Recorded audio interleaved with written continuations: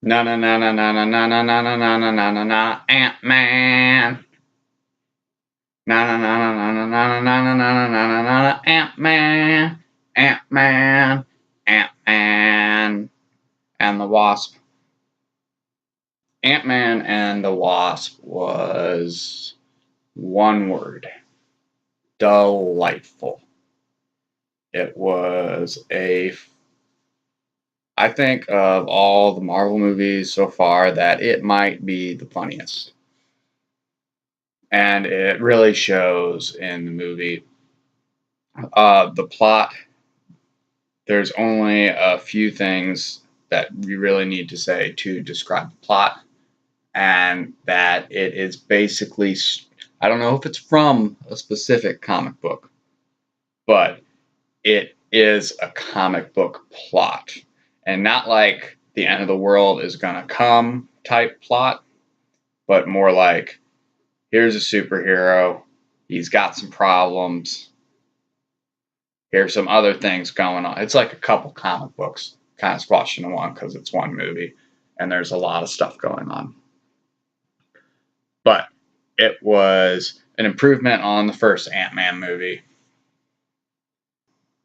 Ant-Man, this follows all the other events in the Marvel Universe up until the Infinity War. But basically, this is kind of a sequel to Civil War. But you don't need to have seen Civil War, I think, to get the gist of this movie and the problems that the characters are facing at the beginning. Essentially, as mentioned in Infinity War, Scott Lang is currently under house arrest for the events in Civil War when he helped Captain America beat up Iron Man. Because Iron Man is kind of a self-righteous prick who's never wrong, even though in all his movies he seems to cause issues that cause other issues, and then he tries to fix them. So Ant-Man is under house arrest, and the way they address it kind of in the movie is like, oh, you were over in Germany kicking ass with Captain America, romping through and breaking stuff. You're in trouble. And that's all you kind of need. Like, that's super comic booky. Like, in a comic book, they might have in the bottom right corner of a panel and say, issue Captain America, issue number 5. Remember when that happened? And then you're like, no, I don't remember when that happened, but it sounds awesome. So then you go find that comic book, and then you read that comic book, and sometimes it's awesome, but sometimes it's not. In this case, it's like, remember that in Civil War? And then you're like, no, I don't. Or, yeah, I did. And if you're like, no, I don't, you go watch Civil War. And you're like, okay, it's Captain America and Ant-Man doing superhero stuff in Germany briefly. Although I think it's kind of funny that in that movie, it's like at an airport in Germany, and I always forget that it's in Germany because it's always just that airport scene. And it's like an abandoned airport, and they're like going to the terminals, and there's no one there. Like, usually flights are taken off like all the time. Like, and there's people staying overnight in airports, so I don't know why it was abandoned so that there could be a superhero brawl there, other than just because it was a good set piece for a movie. I really liked all the characters' motivations in this movie. They all made sense. Scott Lang doesn't want to get in trouble, but he also needs to help his friends, and he likes Evangeline Lilly, so yeah, he's going to help her. Evangeline Lilly and Hank Pym want to save their wife mother, obviously. The villain isn't an evil villain, isn't trying to bring the end of the world. There is personal gain involved for the villain, but it's understandable. Again, I don't want to really talk about it, but if you're not hoping the villain just is utterly destroyed or failed, you're kind of like, ugh.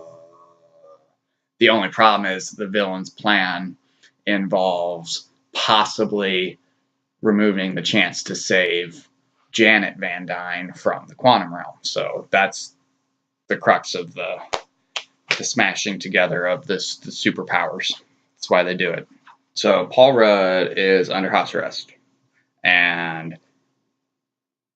Hank Pym and his daughter Kate from Lost, or Hope, uh,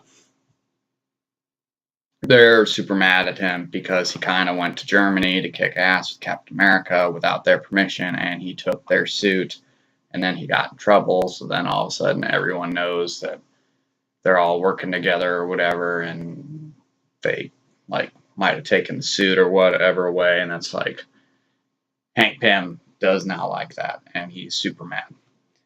So they're not really on speaking terms. So he's just on house arrest doing his thing. He's been starting a business with Michael Pena, Luis, who's great in this movie again, just like he was in the first Antman movie. So they're doing that thing, and then Hope and Hank Pym are trying to, because in the first Antman movie they realized that Michelle Pfeiffer was stuck in the special time world that you go into when you go subatomic, and they're trying to save her because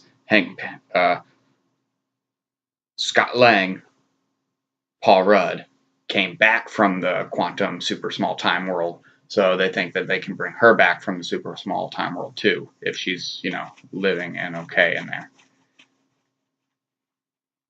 And lastly, you have the plot of the villain of the movie. I'm not going to get into too many details about this villain. I'll just tell you that their name is Ghost, and they do ghost-like things by having super kung fu, because ghosts know super kung fu, and phasing through walls all Kitty Pryde style. So the ability to walk through walls while knowing awesome kung fu. So the movie revolves around Scott Lang trying to not get in trouble, because if he gets in trouble, he goes back to prison, and he has his daughter and his ex-wife and her new husband, boyfriend, who are finally, they all like each other. They're all good to go. And if Scott goes to prison, all that gets presumably ruined again. And the subplot of the two Pyms trying to save, or the Pym and the Van Dyne trying to save the other Van Dyne, Pfeiffer, from the quantum realm. And on top of that, Ghost wants to get quantum technology for reasons that are not made clear at the beginning. So all those three are going around. So while Lewis, meanwhile, Michael Pena, he's like trying to start his security business with Scott Lang due to their experience in breaking into stuff, and he's got his two buddies too, the Russian or Eastern European, or I like how sometimes like Russian people refer to as Eastern European, but like what if they're from the Asia part? So like are they Western Asian? But that guy, he could be from Ukraine or Lithuania or something else. I don't remember. And then the other guy too, and their crew, doing their security thing. Their motivation is purely business, but because they know Scott Lang, they get pulled into the superhero nonsense too. But there's a point where he's doing his fast talking thing, where he did in the first Antman movie, where he recalls a bunch of stuff and it does like a flashback or something while he's talking about things, and he makes a joke about his family, his abuelita or his tia or something, were like really big fan of Morrissey, and that's what Scott Lang's ringtone is, a Morrissey tune. So for Luis, so I like that. Scott Lang has like special quantum acid flashbacks to remember his time in the quantum realm, and Hank Pym thinks that can help them find Janet. So that's how they get back together at the beginning. all against Scott's protest of not being able to leave his house because he's on house arrest. They do some clever stuff, kind of ridiculous, but comic booky, to excuse why he's not in house arrest to the FBI agents. And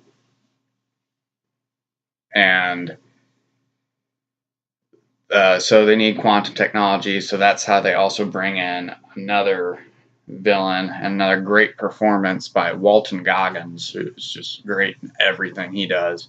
And he plays a black market tech dealer who, he's just your normal, typical kind of greedy gangster, but he's relentless in this movie. Like, he shows up, things don't go his way, you're like, okay, done with that character. Nope. He comes back again, things don't go his way. Nope. He comes back again, things don't go. He's in it to win it. It's great stuff. So you got great characters all around. There's some additional character development for Scott Lang, I guess, because he's learning that even though he doesn't want to get in trouble, he has to do Ant-Man things to help others because it's important. And so he does those things. I kind of wish the movie would have focused a little more on Hope, the Wasp, Evangeline Lilly, because it kind of starts that way. Like, it starts with an intro to her as a child interacting with her mom. And it's about her trying to find her mom in this movie. But you only get a few scenes with her. Like, you don't really know anything about her relationship with her mom other than they play hide and seek, and one night she left and never came home when she was a kid. So more actual dramatic stuff could have happened in the movie, but this movie was not about that. This movie was about awesome special effects, creative fight scenes, cool things they could do with shrinking and enlarging things, and humor. This was a fun movie. I guess Paul Rudd wrote a lot of, or he's a credited writer on this script, which makes sense because Scott Lang in the first Ant-Man movie he was okay. He's kind of like your typical superhero with a couple quips here and there. And then in Civil War, he was more Paul Rudd. I feel like they just let him improvise and do what he wanted to do in that movie. They wake him up in the van. It's like, oh, I'm Ant-Man. Oh, it's Captain America. And he fanboys over Captain America, which he does in this movie too, a little bit. Or he's like, yeah, my buddy Cap, I had that adventure in Germany. But he's much more Paul Ruddy.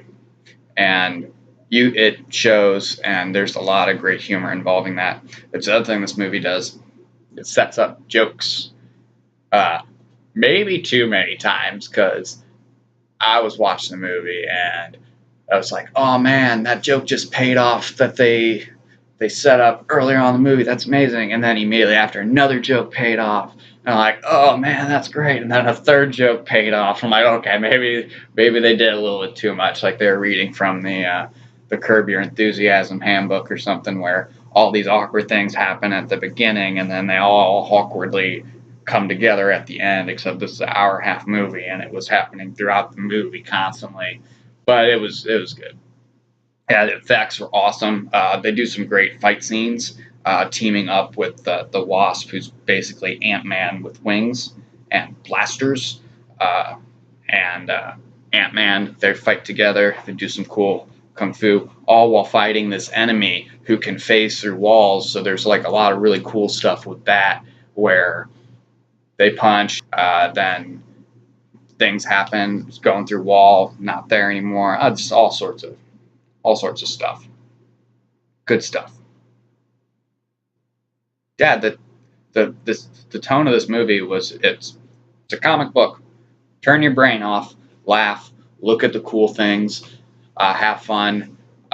There is a plot, kind of basic, save the person from the thing. Bad guys want to stop or have their own purposes, and they all just hectically keep coming together And even though there's a lot of stuff going on at the end, like all these things, it never feels too convoluted. You always get what's going on without excessive exposition of we have to do this. No, it's these people are doing their thing, and they're hoping that these people are doing their thing, and they're hoping that these people who are trying to do their thing don't do their thing to get everything done. It was just really good. I just want people to go out and go see it. I'm really excited for a possible third Ant-Man and the Wasp movie, where, especially if they let Paul Rudd continue to flex his comedic muscles. Um, just fun stuff.